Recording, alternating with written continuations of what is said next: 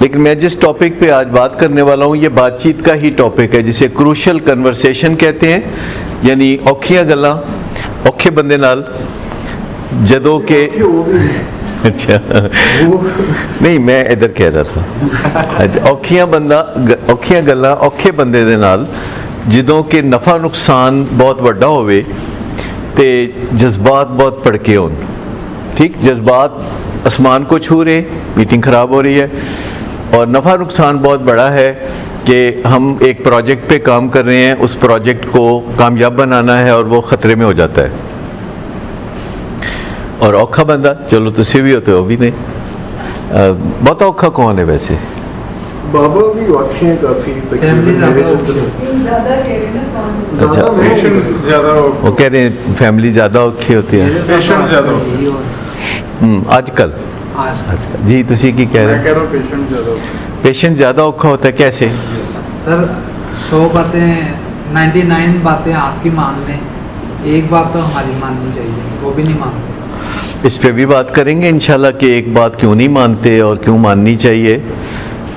لیکن ماہرین ایک عجیب و غریب بات کہتے ہیں. ماہرین کہتے ہیں کہ اگر آپ کا ارادہ ہے کہ اپنے کسی پیارے کا آپ احتساب کرنا چاہتے ہیں، یعنی اگر آپ کا ارادہ ہے کہ آپ اپنے کسی ٹین ایجر کا، خامد کا، بیوی کا، بھائی کا آپ احتساب کرنا چاہتے ہیں، تو وہ کہتے ہیں کہ پلیز نہ کرو.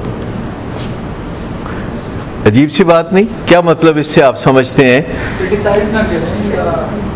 جی اگر آپ اپنے کسی پیارے کا، دل میں بسنے والے کا احتساب کرنا چاہتے ہیں تو وہ کہتے ہیں کہ اس کو اپنا گول نہ بنائیں.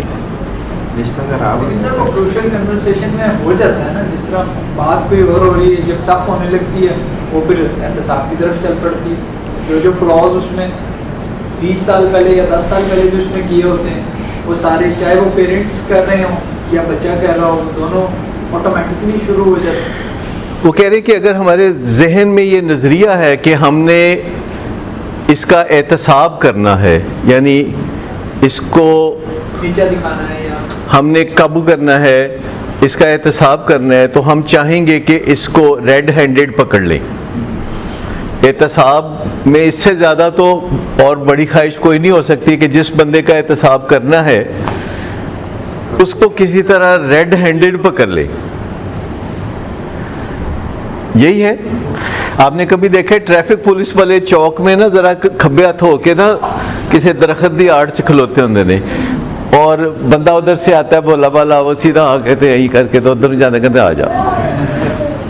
انہوں نے ٹریپ سائیک لگایا ہوتا ہے تو لوگ سمجھتے ہیں کہ کوئی نہیں پوچھے گا، اور وہ کوئی نہ کوئی غلط کام کرتے ہوئے، ٹریفک وائلیشن کرتے ہوئے سیدھے جا کے وہ قابو آ جاتے ہیں. اور یہ سارے کا سارا ان کی بدنیتی پہ مبنی ہوتا ہے کہ سامنے نہیں کھڑے ہوتے کہ بندہ غلط کام کرے ہی نہ. ٹھیک، جو مینجمنٹ کے ماہرین کہتے ہیں کہ کسی کو ریڈ ہینڈڈ پکڑنا اسی وقت کارآمد ہو سکتا ہے کہ اگر اس دن کے بعد اس بندے سے آپ کا کوئی رشتہ نہیں رہنا.